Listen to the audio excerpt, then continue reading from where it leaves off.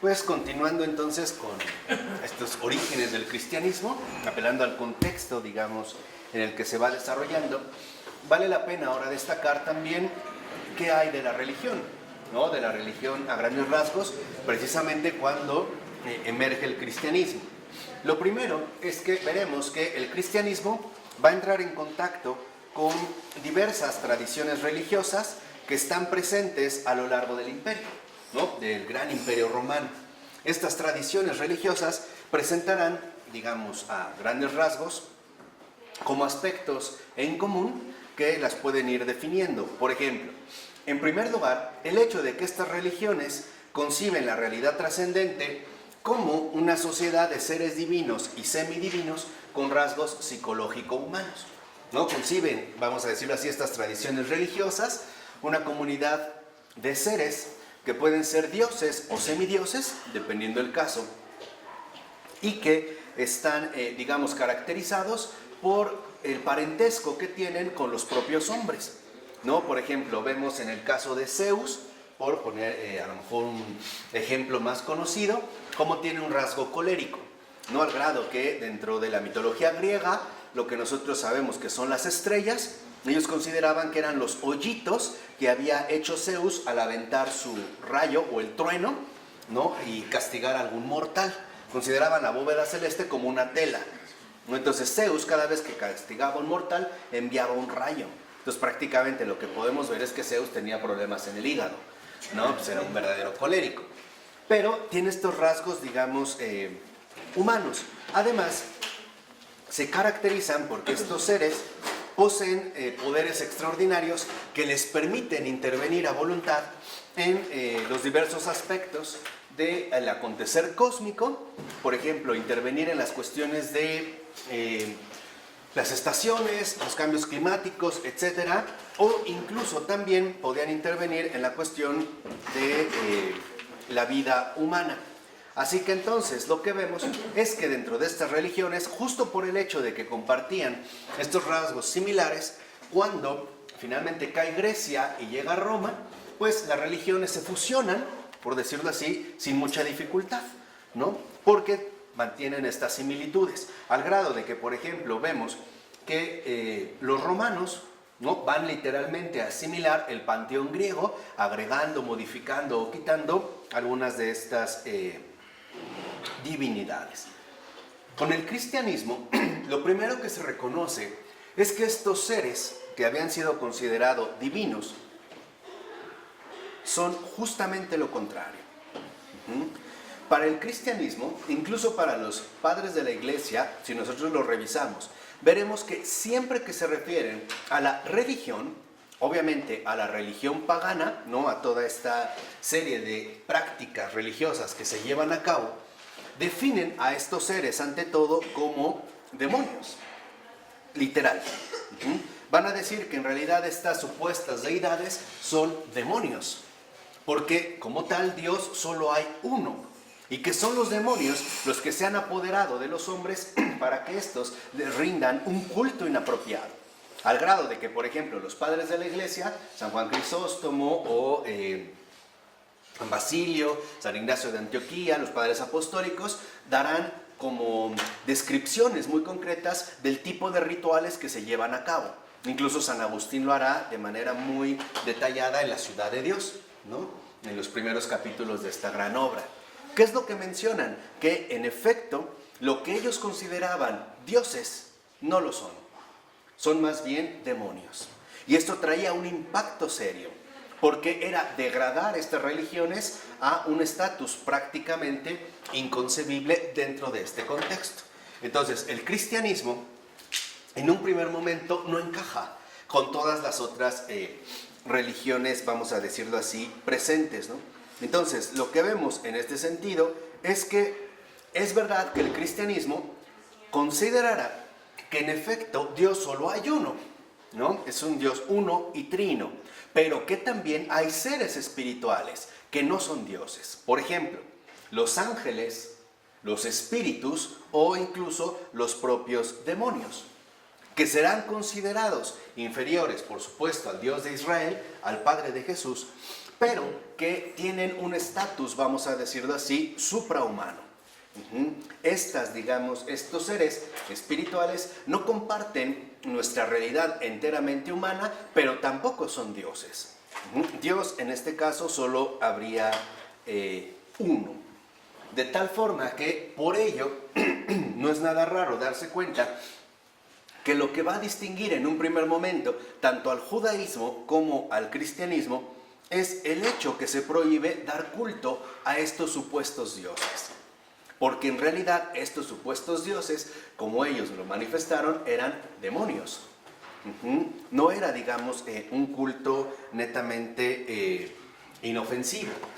Lo que también destaca en este sentido es que para todas estas tradiciones religiosas, la forma más habitual, vamos a decirlo así, ¿no? La forma más habitual que el hombre establece con respecto a la religión son las prácticas sacrificiales. O sea, los sacrificios, que en este caso, vamos a decirlo así, se llevan a cabo. Entonces, en las religiones paganas, en las religiones, digamos, ajenas al cristianismo, lo que va a destacar en el caso de la religión son justamente estas prácticas sacrificiales. Lo más común era que el sacrificio consistiera en el sacrificio de animales. Era, digamos, lo más común. Después, ya en el periodo helenista y romano, se empiezan a sustituir los animales por otro tipo de ofrendas. O sea, en un primer momento estas prácticas sacrificiales están vinculadas a los animales, pero después se irán sustituyendo estos animales por otro tipo de ofrendas, ¿no? Vamos a decirlo, por otro tipo de ofrecimientos. Por ejemplo, alimentos de origen vegetal, panes, pasteles, etcétera, o humos perfumados, inciensos, ¿no? Estas ofrendas pueden ser entonces alimenticias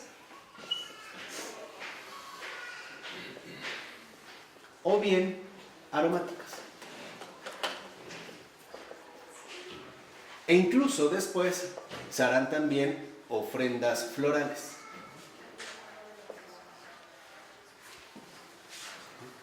Aunque en las prácticas sacrificiales, lo que sí cabe destacar es que en efecto siempre la práctica ritual involucra ofrecer una víctima, ya sea en forma de animal y su sacrificio y derramamiento de sangre, o a través de ofrendas que pueden ser alimenticias, aromáticas o florales.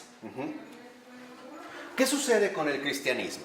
¿Cuál es el primer punto en el que también se va a apartar de manera radical de estas prácticas sacrificiales? Es muy simple. El cristianismo considera que lo fundamental no es ofrecer algo a Dios, sino ofrecerse uno mismo. Y esto es lo que aprendemos desde el Antiguo Testamento. Bien sabemos que en el Antiguo Testamento se ofrecen todavía animales, ¿no? A manera de ritual. Pero este es un proceso de aprendizaje para que en último término entendamos que el verdadero sacrificio no consiste en ofrecer algo a Dios, sino en ofrecerse uno mismo a Dios por los hombres. El ejemplo más claro es Jesús. Por eso Él mismo se considerará el Cordero de Dios, ¿no? Precisamente como este Cordero que es llevado de manera literal al matadero. De tal forma que entonces ahora la persona misma se transforma en la ofrenda definitiva. No sé si me explico. O sea, no podemos suponer que en la práctica sacrificial es válido ofrecer determinados sustitutos, ¿no? A través de un animal, de una flor, de una ofrenda, de un diezmo o de lo que sea. Esto el cristianismo lo dejó bastante claro. Por ello va a tener serias dificultades con las religiones del entorno. Además, por ejemplo, en este caso vemos cómo, en este sentido, en algunos tipos de sacrificios, como las oblaciones que llevaban a cabo los judíos, la ofrenda se destinaba en su totalidad al Dios. Por ejemplo, el animal o los vegetales eran consumidos por el fuego. No se consumía absolutamente ¿qué? Nada, ¿no? las bebidas que se preparaban eran derramadas sobre la tierra, o los perfumes utilizados van a ser dispersados precisamente como humo, ¿no? Como una ofrenda aromática. O sea, no era algo que, digamos, se ofreciera en parte al Dios, sino que todo era para Él. Por eso, por ejemplo, en los sacrificios animales, el animal se consumía hasta hacerse ceniza.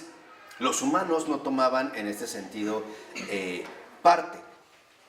Aunque en las demás tradiciones religiosas, lo común era que sí tomaran parte de lo que ofrecían. Por decir, una parte para el Dios, otra parte para los hombres. Y se va a distribuir de manera comunitaria. No, esta ofrenda dada, una parte será para el Dios, otra no. En el caso del judaísmo, lo que vemos es que la ofrenda entera es para Dios. Los humanos no toman parte de ello. Y aquí entendemos algo que en efecto el cristianismo ya va a revelar. Y es que si nosotros somos la ofrenda para Dios, esta ofrenda no puede ser parcial. Si realmente nosotros somos ofrendados a Dios, si realmente nos ofrecemos a Dios, tenemos que ofrecernos de manera total, de manera completa. Tenemos que ser literalmente reducidos a cenizas, o por decirlo de otra manera, tenemos que consumirnos en el fuego del amor divino. ¿Qué va a quedar reducido a cenizas?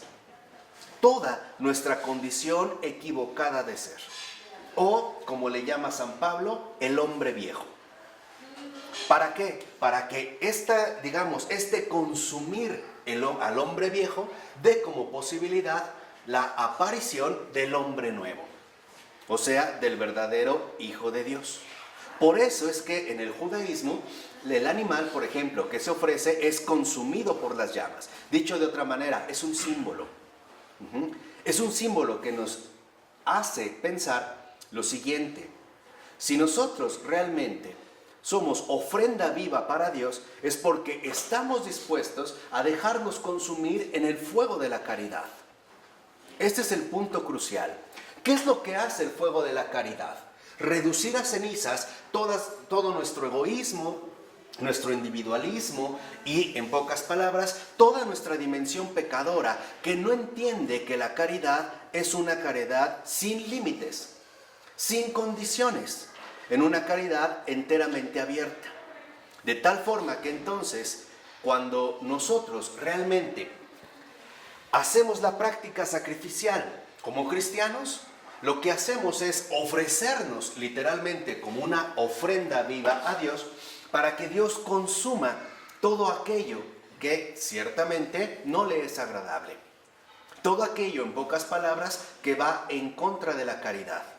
Por eso, como nos enseñó Dietrich von Hildebrand, el resultado de esta ofrenda es nuestra transformación en Cristo.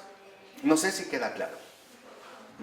No ofrecemos solo ciertos aspectos. O sea, yo no puedo suponer que realmente soy cristiano, o sea, ofrenda viva, porque asisto a misa diario o cada 8 días.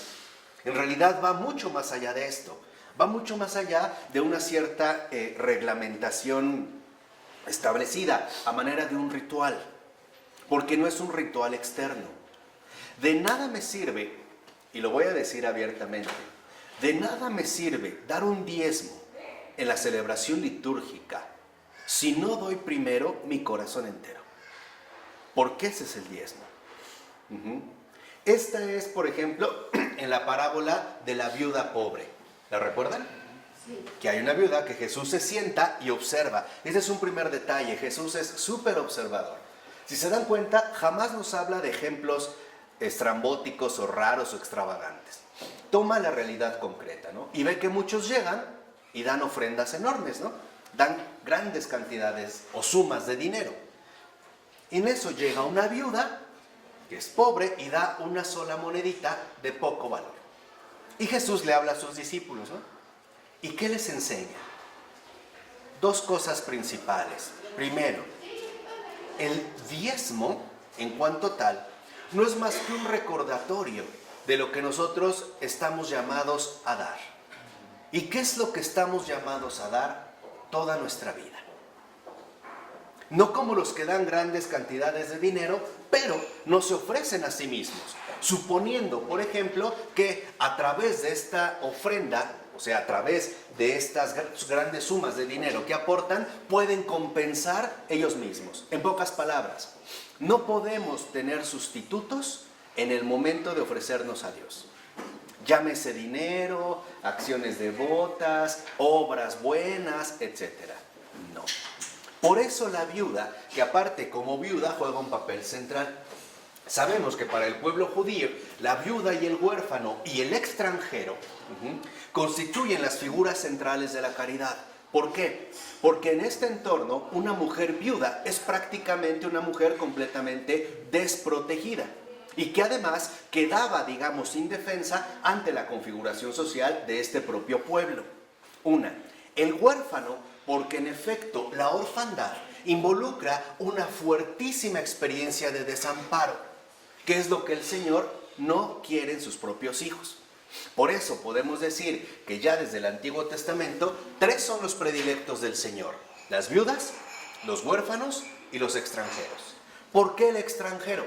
Porque el extranjero precisamente carece de cualquier derecho civil en el territorio al que llega.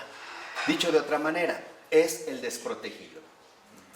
Entonces, por eso el Señor tiene preferencia por los desprotegidos, tiene preferencia por los desamparados y por los más abandonados. ¿Sí me explico? Entonces, en esta figura, esta viuda que llega como una representación viva de lo más desamparado, pone una moneda de pequeño valor, porque lo que el Señor nos muestra es que no es la moneda, sino que el Señor dice que dio todo lo que tenía. ¿Y qué es todo lo que tiene? Su propia vida. Esto es lo crucial. Esto es lo que Jesús le va a enseñar a sus discípulos. Que no depende de lo que damos, depende de que nos demos. Y esta es una situación muy distinta. Eso es algo que nos vino a recordar, por ejemplo, Teresa de Calcuta, cuando ella decía: lo importante no es dar, lo importante es darse. Y este es el paso fundamental. En las prácticas sacrificiales, en pocas palabras, todo parece que se resume al ¿qué? Al dar. En cambio, con el cristianismo aparece una nueva dimensión de la práctica sacrificial. Lo importante no es dar, lo importante es darse uno mismo, porque nuestra ofrenda con Dios es una ofrenda viva y personal. ¿Qué es en pocas palabras lo que estamos entonces llamados a ofrendar?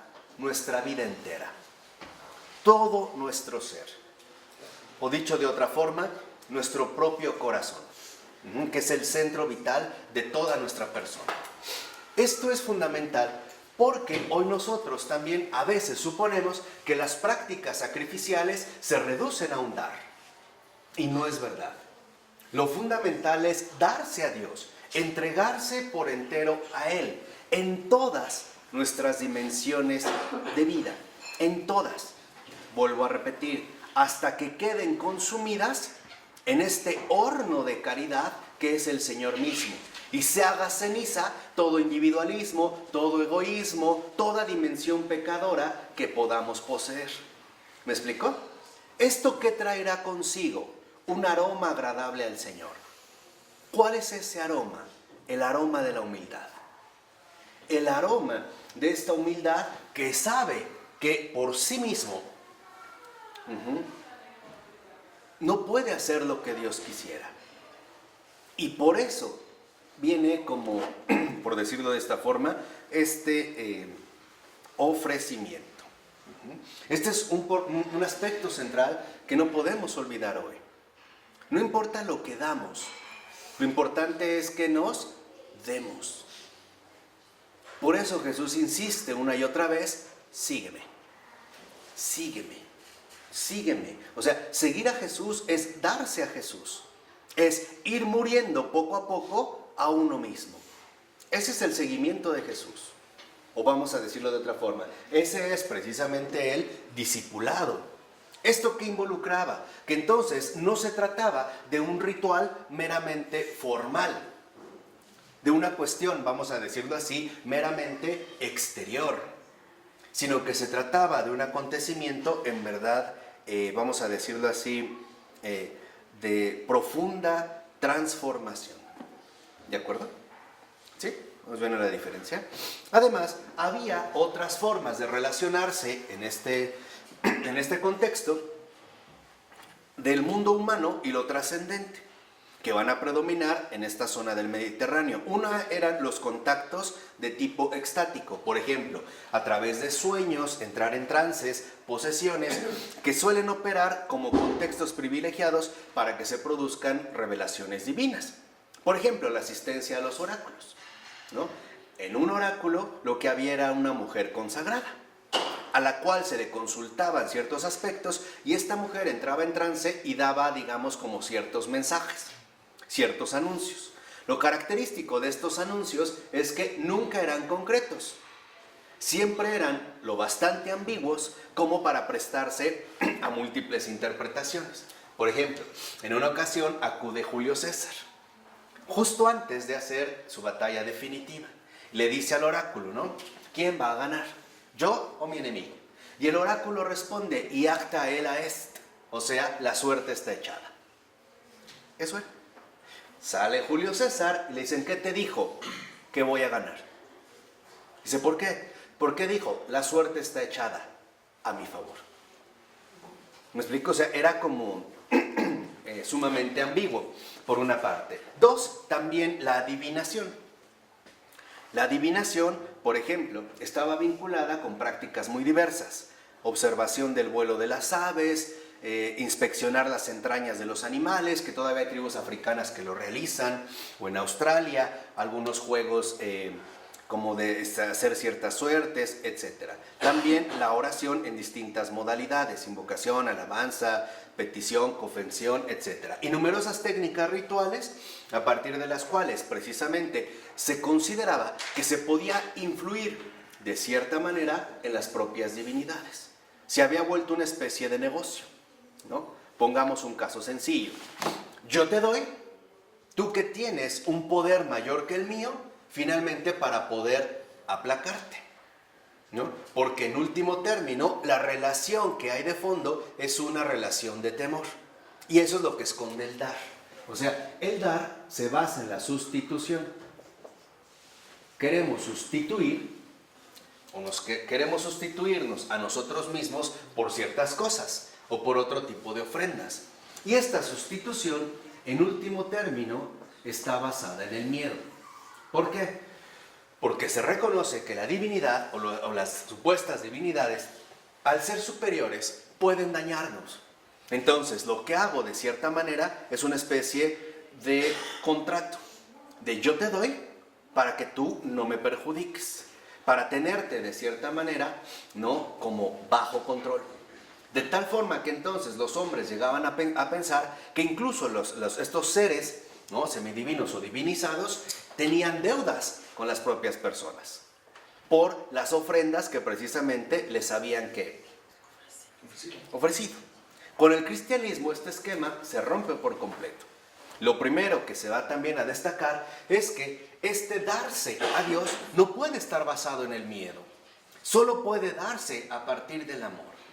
Y esa es una relación completamente distinta. Así que una de las cosas que aprendemos es que en el cristianismo es que uno no se acerca a Dios por miedo, uno se acerca a Dios por amor. Es la forma de corresponderse, ¿no? Es la forma literalmente, en este caso, de ofrecerse.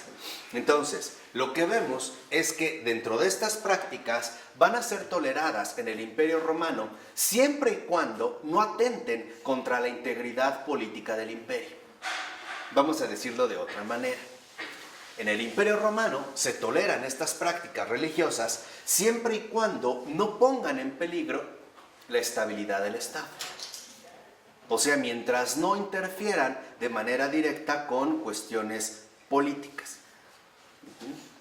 Si, por ejemplo, en un ritual adivinatorio se habla de la próxima muerte de un emperador, entonces tanto el lugar donde se llevó a cabo como aquel que lo consultó serían exterminados.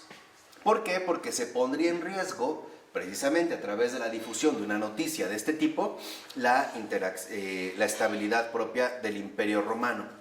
Por el contrario, en el caso, por ejemplo, del judaísmo, sabemos bien que la ley prohíbe cualquier tipo de ofrenda a cualquier supuesto dios, ya fuera extranjero, fuera de Yahvé.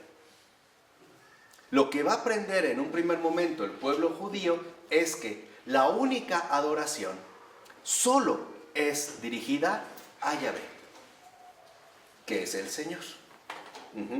No hay otros dioses, ¿no? Y esto lo vemos, por ejemplo, en Deuteronomio, ¿no? No hay, solo el Señor es tu Dios. Fuera de Él no hay dioses. O lo que tú, por ejemplo, llamarías dioses, en realidad no lo son, ¿vale? En el caso de la ley judía. Entonces, lo que vemos en este sentido es que es frecuente también que se apele a la noción de la magia. ¿Por qué? Porque en el caso de la magia se utilizaba supuestamente como una fuerza para intervenir de una o de otra manera en las realidades circundantes, ¿no? Hoy a lo mejor no le llamamos magia, le podríamos llamar brujería o otro tipo de situaciones, aunque en este sentido se daba. Lo que sí era frecuente, por ejemplo, es que se distinguía un uso legítimo de la magia de un uso ilegítimo.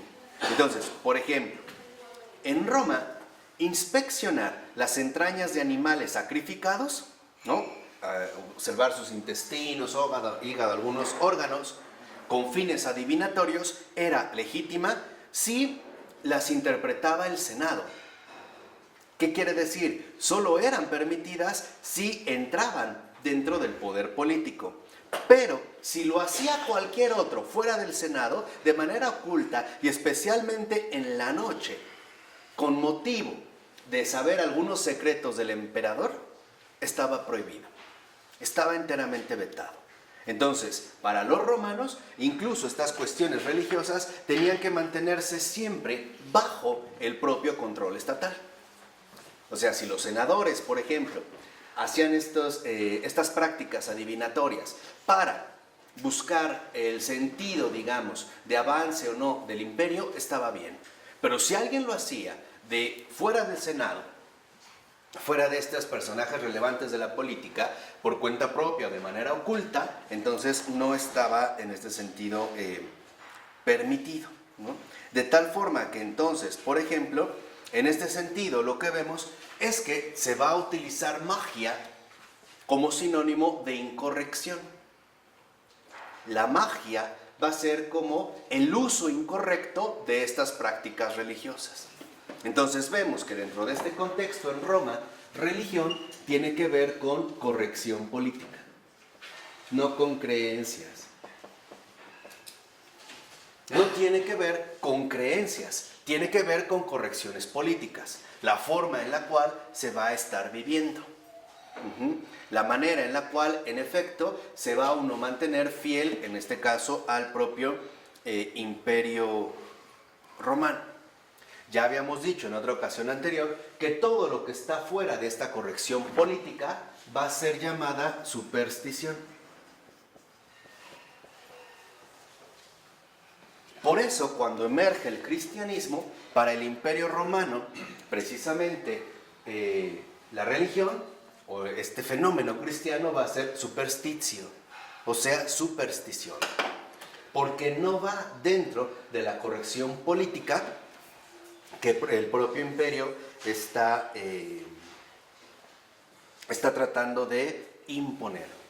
Así que entonces lo que vemos es que el imperio romano nunca dejará de desconfiar de todas aquellas, digamos, prácticas religiosas que proporcionan ciertos poderes a sus adeptos y que incluso pueden ejercer cierta influencia sobre la población, que es lo que Jesús estaba haciendo. Por eso veremos cómo también para los romanos el cristianismo es inaceptable, porque tal parecía que en efecto ese tal Jesús, ese judío de Nazaret, estaba como que acarreando gente, sacándola, digamos, dentro, o sacándola de las prácticas sacrificiales o religión que el Imperio Romano promovía. Por ello, lo que vemos es que si no eran condenados a ser exterminados este tipo de propuestas, por lo menos iban a estar siempre bajo estricta vigilancia. Ahora entendemos el por qué en los primeros siglos se va a dar una fuerte persecución contra los cristianos. Precisamente porque se consideraba que estos cristianos ponían en riesgo la estabilidad imperial. Al hablar de otro reino, de otro mundo, era lo mismo que desacreditar la realidad terrenal de Roma. No sé si me explico. O sea, este era, digamos, como el punto culminante. Así que, por ejemplo, también se va a dar como un margen amplio de libertad para hacer estos cultos religiosos, pero siempre bajo los lineamientos que imponga el imperio, no lo que se reconozca como algo verdaderamente imperial. Así que la corrección política es, en pocas palabras, la religión imperial, tal y como el imperio la ha determinado, tal y como el imperio precisamente la ha impuesto. Por ello vemos que a los primeros mártires, ¿no?, la causa fundamental del martirio no es su adhesión a Jesús, es su negación a la religión imperial. Lo único que le pedían a estos mártires es que sacrificara a los dioses. O sea, que mediante este sacrificio expresara su fidelidad al imperio. No les preguntaban qué creías, no era el punto. Y lo podemos ver en las actas de los mártires, que se conservan, africanos sobre todo, ¿no? O bueno, del norte de África, que siguen siendo parte del imperio romano. Lo único que se les pedía es, haz lo que el imperio te está pidiendo. Ese era el punto culminante. Precisamente como se negaban a realizar este sacrificio, entonces iban a ser condenados por el imperio como enemigos. Si no entraban, digamos, dentro de esta corrección política, entonces van a ser condenados básicamente a la muerte. Ahora, también es verdad que otro de los principios, por ejemplo, que van a compartir estas religiones, es que se habla del bien de la comunidad que está en todo momento condicionado a la corrección de su trato con los seres trascendentes. O sea, a el modo de ejecución del ritual, las reglas, o sea, que se presenten ritos venerables, la manera adecuada de hacerlo, desde la forma de vestir, qué tipo de víctima se va a ofrecer, etcétera, etcétera, etcétera, ¿no? Había, digamos, también una serie de reglamentos estrictos.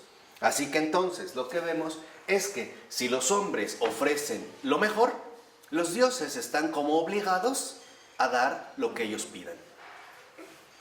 Hay una especie de trueque, ¿no? Se está manejando como una especie de intercambio. Entonces, el dios, ¿cómo recibe culto? A través del reconocimiento de sus propios devotos. ¿Cómo se va a dar este reconocimiento en la religión imperial?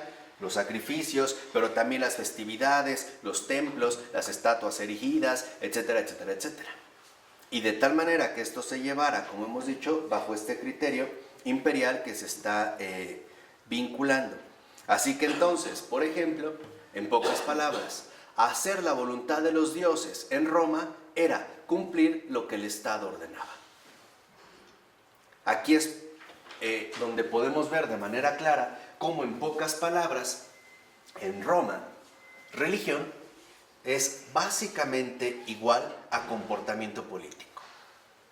Esa era la forma de, digamos, vincular a la gente de una manera más o menos cercana, debido también a la amplitud, en este caso, del imperio. Así que entonces lo que vamos a ver es que en todos los casos lo que busca el imperio a través de la religión es formar una especie de cohesión social. Ok, no me importa, esto es como romano, lo romano es, no me importa, por ejemplo, lo que Assam crea, lo que me importa es que forme parte de nuestros ritos.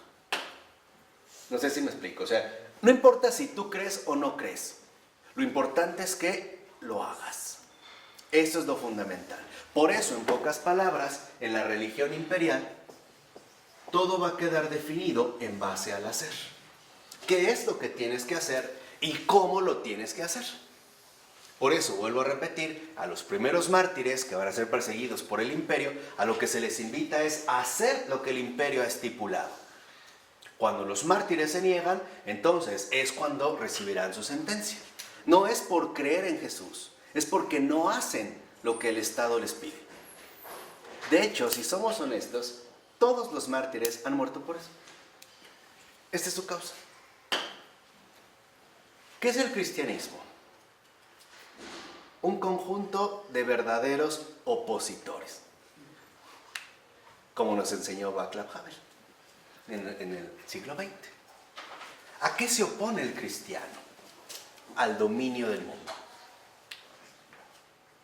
No se lo dijo a Santiago y a Juan hace poco en el Evangelio, cuando le dijeron: maestro, queremos que nos concedas lo que te vamos a pedir, ¿no? Se le acercan los dos muy solemnemente, ¿no? O muy solemne. ¿Qué quieren? Pues que uno se siente a tu derecha y el otro ¿qué? A tu izquierda. ¿Por qué le dicen eso? Ustedes lo conciben como terrenal.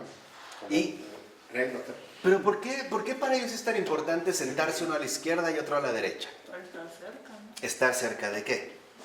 No, por eso Jesús los va a corregir. ¿De su misma jerarquía? Por ahí va. En primer lugar, porque en este contexto, cuando se reconoce una figura sobresaliente, una figura de poder, lo que va a ser relevante es quién está a su derecha y quién a su izquierda, porque serían los que en efecto formarían también la parte de los más influyentes, como si fuese una estructura imperial, una estructura nuevamente ¿de qué? De poder. Por eso Jesús lo que les dice es: no saben lo que piden. Pero no es como un reclamo, es como decir: sé lo que quieren, pero no es la forma de pedirlo. Lo que él hace es cambiar por completo esta perspectiva. Dice: ustedes ya saben, ¿se acuerdan de la explicación? Dice: ustedes ya saben que los poderosos de las naciones, ¿no?, y los influyentes solo básicamente las oprimen. Las oprimen porque supuestamente van a estar quedados, ¿no? Más bien, supuestamente van a funcionar en base a estas jerarquías de poder. El que está encima y el que está a su derecha y el que está a su ¿qué? A su izquierda. Dice: ustedes ya saben. O sea, es la manera en la que ustedes están pensando. Pero esto no es lo adecuado. Por eso él dice: el que quiera ser el primero, que sea el servidor de todos. No dice el que quiera estar a la derecha. Dice el que quiera ser el primero. Dice: y el que quiera ser el más grande, que sea el esclavo.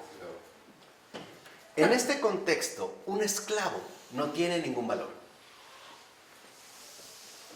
En la antigüedad, el esclavo, literal, no tiene ningún valor, ni ninguna dignidad. Al grado de que si, por ejemplo, viviéramos en este mundo antiguo o grecorromano, y yo soy esclavo de Rafael, Rafael puede llegar y romperme el brazo, o la pierna, o cortarme una mano, o matarme, o violar a mis hijas, o mandar a traer a mi esposa para él. El esclavo no tiene ninguna dignidad. Entonces, cuando Jesús les dice que sea el esclavo, les está diciendo algo muy fuerte. ¿Qué les está diciendo? Que sea humilde. Que no sea nada. Nada. ¿Qué es lo que se busca en el hacer? El reconocimiento, ¿no? Entonces, dentro de la religión imperial, si todo va a depender del hacer, pues entonces también va a depender del grado en el que yo impacto en este hacer. Mientras más grande o mejor sea la ofrenda, ¿qué pasa? Más reconocimiento, no solo de los demás, sino también ¿de quién? Del Estado. Y por lo tanto, del Dios, por supuesto. ¿Qué pasa con el cristiano? Es justamente al revés. Volvemos a la viuda. Ella da una monedita porque ya ha dado todo lo que tiene, su vida. Esto es lo central. De tal manera que entonces, como vemos, todas estas estructuras usuales se van a invertir. Se van literalmente a desbordar. Por eso, si lo vemos también en el Evangelio, los otros 10 apóstoles se disgustaron con Juan y Santiago. ¿Por qué? Envidia, ¿qué más? Pues también rivalidad, ¿no? Empezar a decir, oye, pero ¿por qué él sí y yo no? A lo mejor yo valdría más. Por eso Jesús lo que hace es reunirlos, ¿qué? A los 12. Decirles, a ver, el que quiera ser el primero, que sea el servidor de todos. Pero el que quiera ser el más grande, que sea el esclavo de todos. Y no se los dice por decirles, dice, así como el Hijo del Hombre no ha venido a ser servido, sino a qué? A servir y a entregarse por la salvación de todos. Aquí está la clave en este contraste con el cristianismo.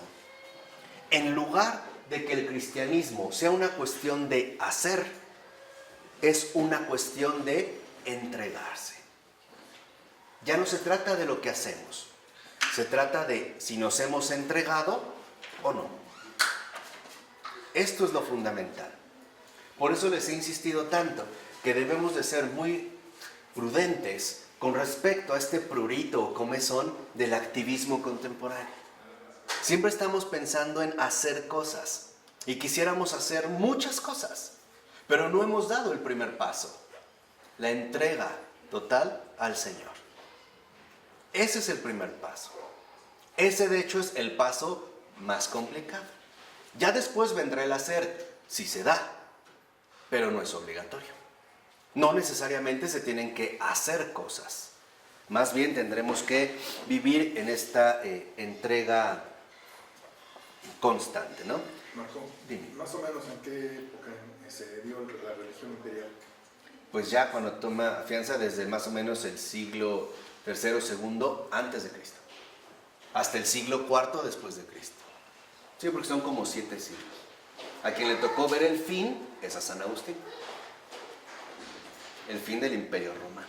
No el fin, digamos, como de este poder, ¿no? Entonces, vemos que en efecto, lo que se busca en pocas palabras es que la religión, en el caso de Roma, sea propaganda oficial. Marco, Dime.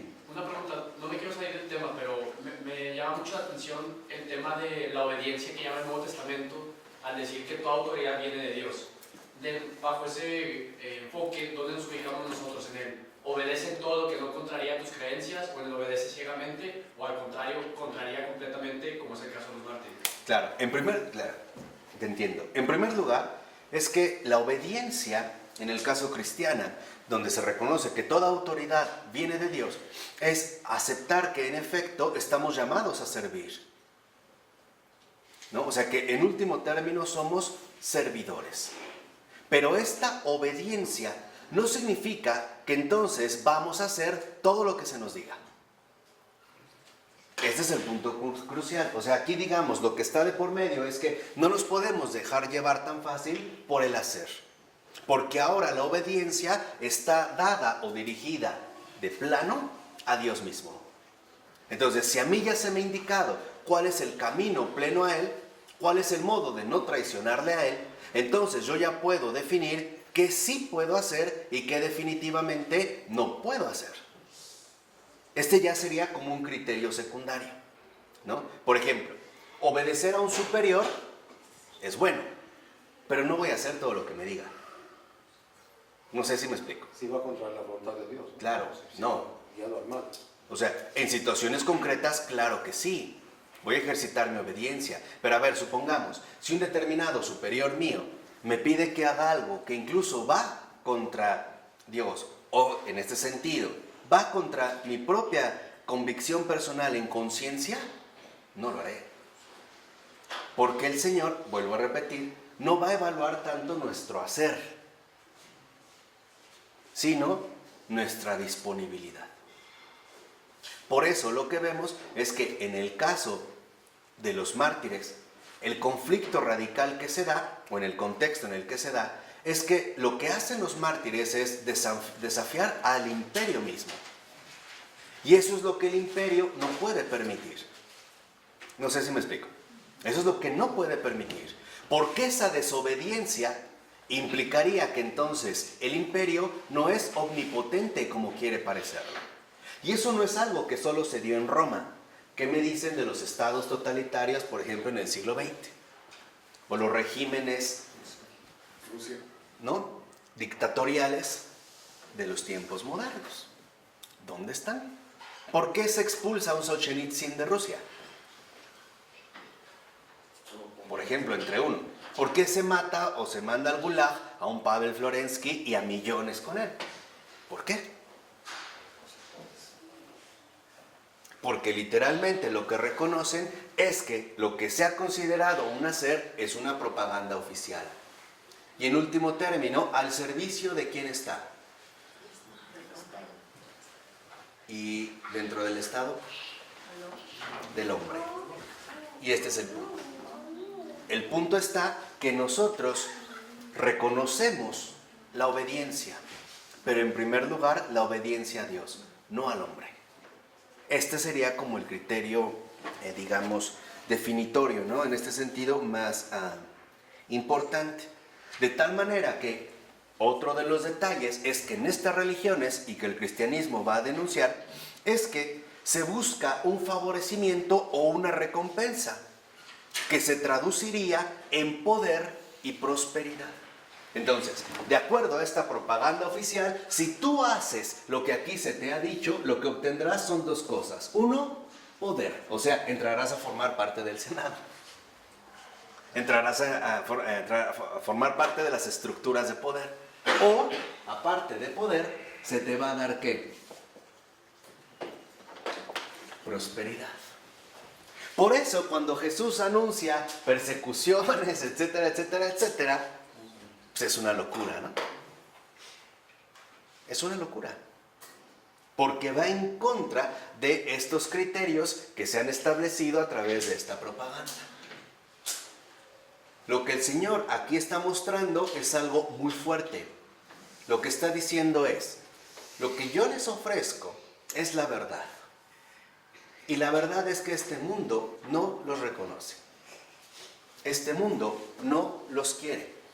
Este mundo no los acepta. Si me lo hicieron a mí, y se los dice a sus apóstoles, ¿no? A ustedes también se los van a ¿qué? A hacer.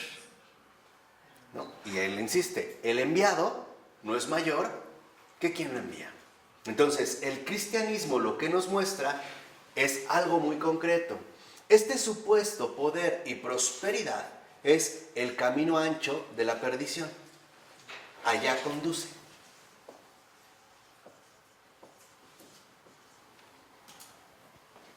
Es el camino ancho por donde muchos transitan. ¿Por qué? Porque nos resulta sumamente atractivo y tentador este tipo de promesas. O sea, este tipo de promesas donde en efecto vas a obtener influencia, poder y sobre todo prosperidad. ¿Dónde se va a ver la prosperidad? Pues en términos materiales. Ahí se vería justamente esta prosperidad. En cambio, lo que Jesús viene a proponer es algo muy distinto. Carecer de estas cosas, pero ser rico en cosas del cielo o en cosas celestiales. Aquí es cuando pues, ya no está como tan sencillo de irlo asimilando, ¿no? Por eso, si lo vemos, todas las sectas contemporáneas también prometen esto. Ese es su gancho. O sea, lo que les dice es el mismo mecanismo, ¿no? Que ya vimos en la gran urbe, o sea, en este caso en Roma. Entonces, lo que vemos en pocas palabras es que es una justificación de la injusticia. Y eso es lo que lo que el cristianismo viene a poner al descubierto.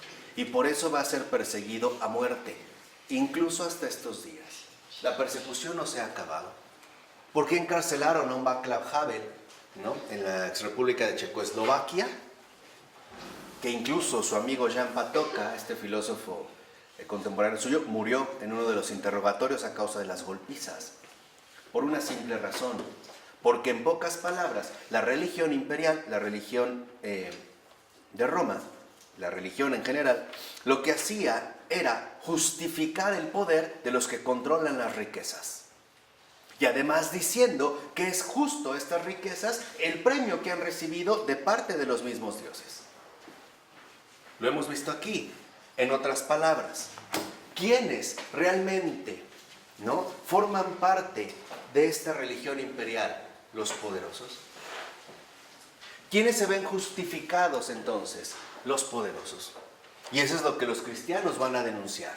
Lo que van a denunciar es que la religión del imperio, estas prácticas superficiales, no hacen más que ocultar la corrupción de los hombres.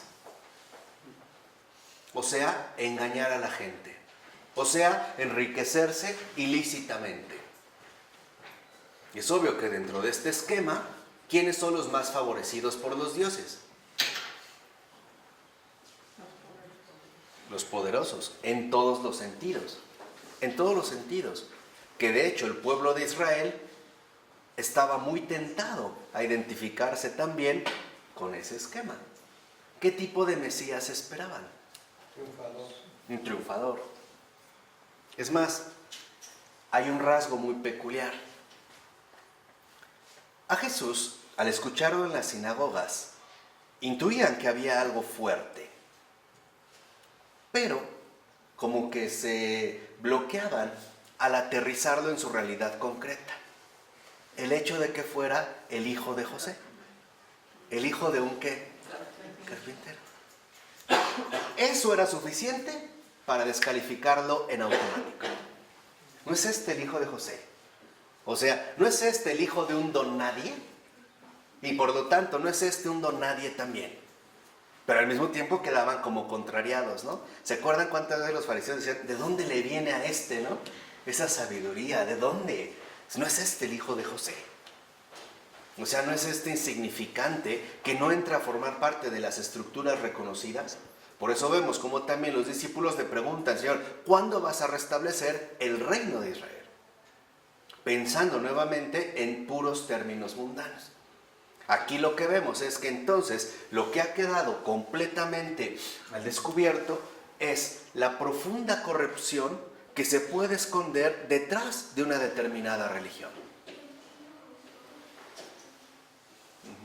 Donde en efecto se podría justificar incluso el enriquecimiento ilícito dentro, ¿no?, y por lo tanto la injusticia dentro de estas estructuras. Por ello es que, según la propaganda imperial, es la superior religiosidad de los romanos en su relación con los dioses la que les ha dado ese poder. Y por lo tanto, el derecho a dominar sobre el mundo entero. ¿No es el mismo argumento el que ha utilizado Estados Unidos? ¿No decimos que es o ellos mismos no dicen que es un país bendecido? Porque es rico ¿en qué? En prosperidad y poder. Y que prácticamente, no, Obama también lo mencionó, diciendo que en efecto Dios les ha dado la misión de proteger al mundo de terroristas, extraterrestres, aliens, enfermedades, etcétera, etcétera, etcétera. Sí, pero esto está bien. ¿Qué? Está bien, pero en el aspecto caritativo, no en el aspecto de dominar. Ah, no, pero para ellos es esto. Sí, pero la doctrina social de la iglesia dice que él como poder extremo tiene que ayudar a los demás, pero en el aspecto caritativo. Claro. Pero ellos lo hacen no por la Totalmente torcido. Sí, pero hay que ver las dos cosas. O sea, aquí digamos dentro de esta estructura, porque entonces la religión se convierte en dominación. Y este es digamos como el conflicto que se empieza a vivir dentro de esta misma estructura ya en Roma. En pocas palabras, ¿qué es la religión en este contexto? Dominación.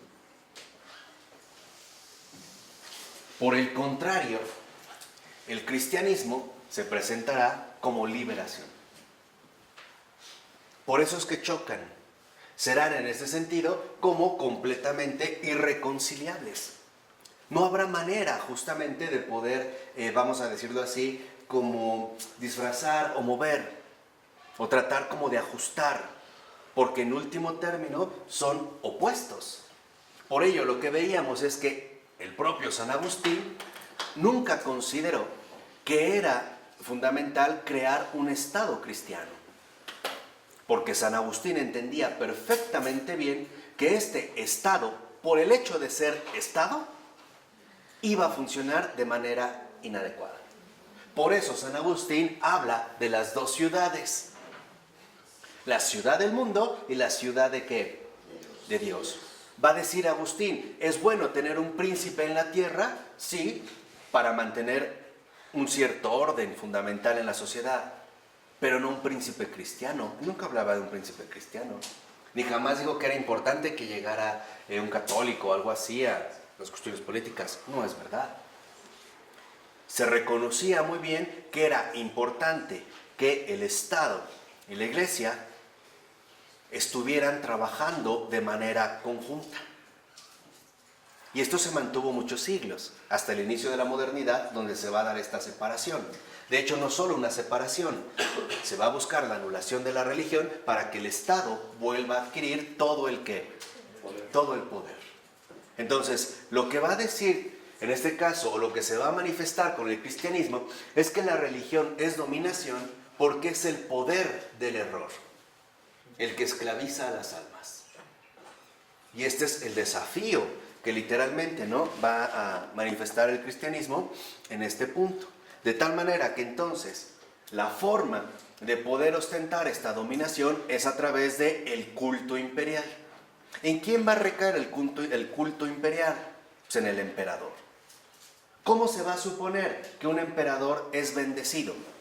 Mientras más victorioso sea en las conquistas de mayores territorios.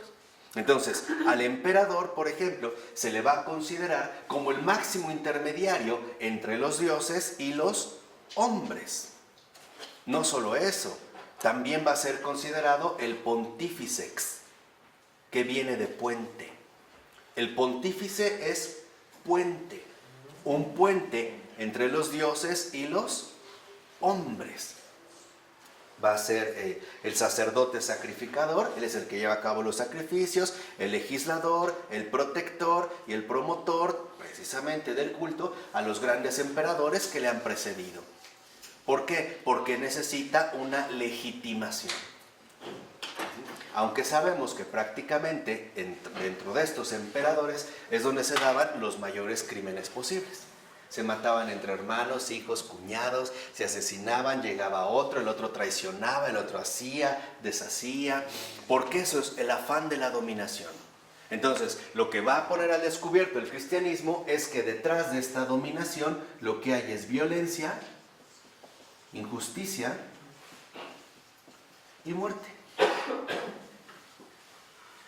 ¿Cómo encaja todo esto en el estado laical del día de hoy, que es la neutralidad del Estado frente a la religión, o la religión neutral? ¿No es lo mismo?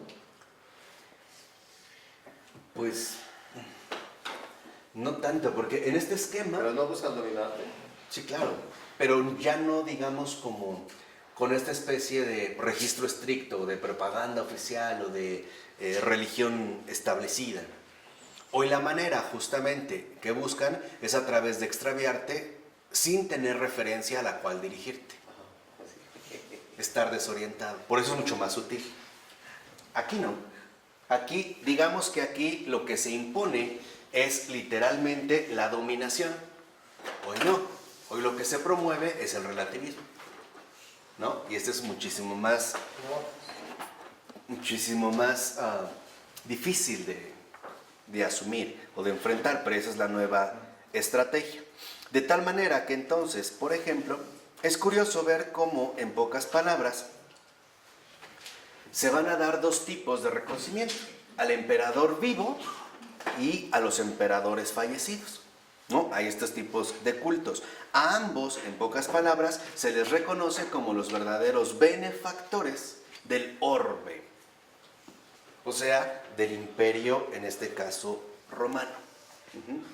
Sí es importante detectar, digamos, como este contexto para sacar como algunas consecuencias, digamos, muy claras. El primero, vean cómo la religión, o digamos, a través de la religión, se esconde un afán de dominio, un afán de control, que va a tener sus propias estrategias de legitimación.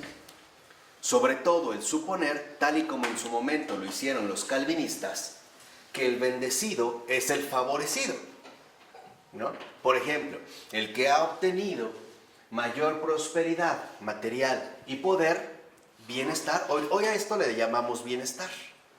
Asociamos bienestar, que el Estado moderno, sobre todo en Occidente, se llena la boca siempre hablando del bienestar y el bienestar y el bienestar, y lo entendemos siempre en estructuras económico-políticas, ¿no? De crecimiento. Dentro de este bienestar empezamos a asociar este bienestar, este enriquecimiento, el tener fortuna, como aquí se va a hablar también en su momento, dentro de este contexto romano. Si nos favorece la fortuna, entonces al parecer somos muy ¿qué? Muy bendecidos. Eso prevalece el día de hoy con los judíos. Claro. Aquí es cuando vemos cómo los criterios que realmente se han ido asumiendo se han tergiversado. En primer lugar, porque el cristianismo emerge dentro de este contexto como una confrontación radical con este aspecto de religión. Más bien para los cristianos, el evangelio, o sea, la buena nueva, es el fin de esta dominación, para entrar en último término al reino de la libertad. Y esa es una cuestión muy distinta. Por eso veremos cómo en efecto se cambia por completo la cuestión del miedo por la cuestión del amor, por la cuestión de la entrega o por la cuestión del servicio. De tal manera que ahora ya no importa el hacer, sino el darse, el ofrecerse como precisamente instrumentos de salvación, sin entrar a pactar con estas estrategias que el mundo siempre está elaborando bajo la figura del poder. Por eso vemos que en el crucificado, ahí lo que vemos es un impotente. Ahí no hay ninguna ocultación de poder, que los judíos buscaban desesperadamente encontrar. Ejemplo muy concreto: si de verdad eres el Hijo de Dios, baja de la cruz. Es esto, o sea, cuando en este contexto, cuando los judíos le dicen que baje de la cruz, es que renuncie a este papel de impotencia, de perdedor o loser, como le llaman. Por eso yo les había dicho que en realidad el cristiano, curiosamente, jamás va a ser los grandes victoriosos de la historia. Porque el cristiano no está llamado a incidir de manera directa en el acontecer del mundo o en estas estructuras propias del mundo. Por ejemplo, ¿qué es lo que ha denunciado tan claramente el Papa Francisco en su pontificado? La desigualdad social, ¿De dónde viene? los poderes. Lo que está denunciando el Papa Francisco es que en efecto el poder dominante sigue estando basado en la violencia, la injusticia o la muerte. Por ejemplo, cuando el Papa Francisco ha hablado de esta cultura del descarte, ¿no? ¿Qué significa a grandes rasgos esta cultura del descarte? Que nosotros debemos entrar en cierta propaganda oficial, que hoy le llamaríamos reglamentaciones, ¿no? Se te piden cosas imposibles de tener para acceder supuestamente a lo que se te ofrece, y como no tienes la posibilidad de cubrirlo, entonces eres descartado y vendrá otro a ocupar tu lugar. ¿Ah? ¿Como en Big Brother? Sí, claro. De hecho, una vez les dije, eso es lo que así nos acostumbraron a tener la mentalidad del desecho. Entras a una situación que va más allá de ti y que en cualquier momento puede ser eliminado, incluso sin saber por qué o sin saber por quién, como hoy lo vemos en estas cuestiones anónimas del despido, ¿no? Hay departamentos, sobre todo creo en Estados Unidos, en Europa también, algunos países, pero más en Estados Unidos, donde se contrata gente para hacer el despide del personal. Ya el jefe ni siquiera da la cara. La liquidación. Ajá, o sea, lo va a hacer como de manera intermediaria, ¿no? Ya no se va a intervenir. Una película al respecto. Pero aquí lo que quiero que digan es que en efecto El Papa Francisco lo que vuelve a mostrar es que vamos a suponer, o el hecho de darnos cuenta, que hoy nuestras prácticas sacrificiales se han vuelto ante todo rituales sociales. Pero de fondo sigue estando presente la misma religión imperial, basada sobre todo en el qué, en el hacer. Ejemplo muy sencillo.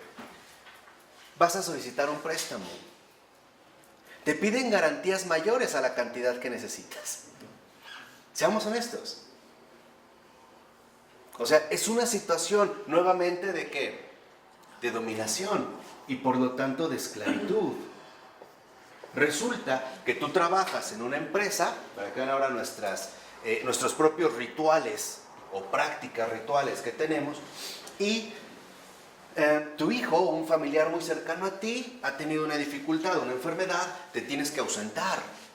A lo mejor eso te puede costar el trabajo, sabiendo que en efecto hay otro que te puede venir a sustituir. Y eso nos ha hecho extremadamente serviles. No confundamos servicio con servilismo, ¿eh? Y el Papa lo dijo, hay que ser mansos, no mensos. Cuidado. El servilismo es aquel que se basa en el miedo.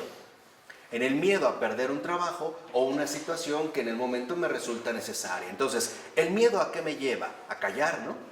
¿O no? No, pues no voy a decir nada, por muy injusto que sea, por muy ingrato que sea, por muy doloroso, porque entonces me van a correr. Y esto es lo que nos enreda en toda esta marea de complicidad, de corrupción en la que vivimos.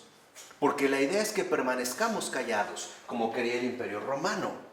El miedo, lo que nos dice constantemente es, cállate. ¿Sí lleva acento, no? Enfático, ¿no? Cállate. No hables. No digas, no te metas, que ya lo veíamos en el caso muy concreto en Roma. Por ello no es casual que Jesús aparezca en el contexto romano. Se los dije al inicio de este curso. No es casual que tengamos relación con Grecia, ¿no? Con el pueblo griego, en el aspecto intelectual, lo veremos la siguiente en la filosofía, con el aspecto del pueblo judío en la religión y el aspecto de Roma con la moral, donde a través de la moral también se pueden esconder muchísimos criterios o propósitos bastante torcidos. Entonces, lo que el Papa Francisco en estos momentos nos está recordando es que vivimos bajo múltiples formas de esclavitud en la que estamos ya dominados por el miedo. Por ejemplo, aunque me hablen que mi hijo esté gravísimo, no, pues ni modo, me espero porque si no, no me puedo ir así. No puedo dejar el trabajo, porque hoy en día a los que ostentan el poder no les interesa el contexto vivencial de las personas. No les importa, en pocas palabras, su dimensión humana de dignidad. No les importa. Lo único que les importa es que tú hagas lo que tienes que hacer. Tú cumple con tu trabajo, lo demás será tu problema. ¿Cierto o no? Pareciera que vivimos en un mundo totalmente despersonalizado. Y es justo en esta desigualdad donde el Papa ha puesto un mayor énfasis. Porque lo que nos ha venido a recordar también es que dentro de esta cultura del descarte ha generado una especie de ansiedad profunda en los hombres que nos ha vuelto extremadamente vulnerables. Siempre rodeados de mil temores. Ejemplo, temor a que me corran, temor a que envejezca, porque en las estructuras contemporáneas no hay cabida para ellos. Temor a que llegue alguien con mejor cuerpo que yo.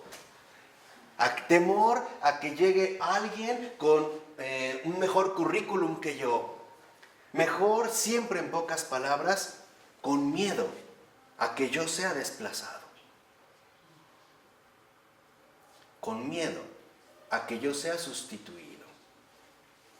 Con miedo, en pocas palabras, a que yo sea despreciado.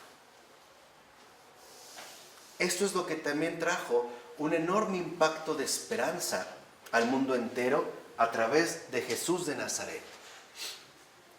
Lo que nos viene a decir Jesús dentro de todo este contexto es que la verdadera religión es aceptar el amor incondicional de Dios hacia los hombres. Donde Él no se basa en nuestros criterios del hacer o del poder o de la prosperidad, donde no se basa en el tipo de prácticas sacrificiales que nosotros somos capaces de dar. Dicho de otra manera, que Dios no evalúa como lo hacen los hombres. Que sus criterios son completamente, ¿qué? Diversos a los que el mundo viene imponiendo. Y este era un gran mensaje de esperanza, no solo en este momento, también en los tiempos, ¿qué? Actuales. Hoy vemos cómo nuestro mundo es de verdad tan ridículo, porque se los he dicho, el mundo contemporáneo no es malo, es ridículo. De verdad, no es malo, es ridículo. En todas las prácticas sociales que vemos, lo que vemos es ridiculez. Ves un anuncio de empleo y dice, se busca joven con experiencia. 10 años. ¿Dónde? No, ¿Dónde? 10 años. Oye, pero quiero trabajar, pero no tienes experiencia, entonces no. Entonces, ¿cómo la voy a alcanzar? Y de aquí a que la alcance, yo no soy tan joven, ¿no? Se solicita, muchacha, buena presentación. Obsérvalo, de verdad es ridículo. Y nosotros mismos lo fomentamos. ¿Tienes una entrevista de trabajo? No, hija, arréglate, tu mejor escote, tu faldita, sonriente, huele bien, peínate. O sea, una prostitución disfrazada. Y después se quejan del acoso sexual. Porque ya estamos bajo estos criterios. Entramos bajo estas mismas prácticas rituales. Claro, hasta nos hemos convencido de que como te ven, te tratan. Por eso, y como ha ocurrido, y no me voy a callar la boca, les dije, aunque me maten, ya de varios lados, ni modo. Por eso, si una persona llega bien trajeada y con guaruras, puede utilizar de una manera despótica, aunque cometa crímenes realmente impresionantes. Pero si una persona no tiene este estatus o no forma parte, digamos, de este entramado, entonces con él se van a encarnizar. Ejemplo muy sencillo. Si yo cometo un fraude multimillonario en dólares, puedo salir bajo fianza, Puedo. Y no sería tan difícil. Te pueden devolver lo que te robaste. Claro. Salinas de Por ejemplo, ¿no? Pero si yo me robo 1 litro de leche en una tienda, es cárcel segura, de 3 a 5 años sin derecho a fianza. Ahí están estos criterios. Aquí están, digamos, como la aplicación de estos criterios torcidos. Y eso es lo que en efecto, precisamente en el cristianismo, se puso al descubierto. Que lo que en el mundo se llama religión, en realidad es dominación. Que lo que en el mundo ha funcionado a manera de religión con sus prácticas sacrificiales es el modo de encubrir lo que de fondo hay, ambición. Lo que en el fondo hay, corrupción. Pero eso sí, a través de un manto de supuesta sacralidad, de vinculación con el ámbito de lo divino, donde incluso podremos decir que los dioses justamente nos están favoreciendo. Por eso con el cristianismo aprendemos a cambiar de criterios radicales y entender que el cristianismo no nos viene a ofrecer una religión. Si por religión entendemos esta estructura, nos viene a ofrecer una unión completa con Dios que nos llevará a salir de estas estructuras y a vivir como huéspedes incómodos en este mundo. Pero libres. Claro. Huéspedes incómodos, molestos, pestilentes, pero eso sí, con una libertad que el mundo no conoce. Con un triunfo sobre estas estructuras que el mundo no conoce y tampoco le interesa conocer. También hay que ser honestos. Entonces, veamos si nosotros tenemos un cristianismo vivo o una religión que llamamos cristiana. Si realmente tenemos prácticas, por muy devotas que sean, o hemos tenido un encuentro radical con Jesús de Nazaret, que al mirarnos nos dijo, tú también ven y sígueme. ¿De acuerdo? Vamos a dejarla hasta ahí. En nombre del Padre, del Hijo y del Espíritu Santo.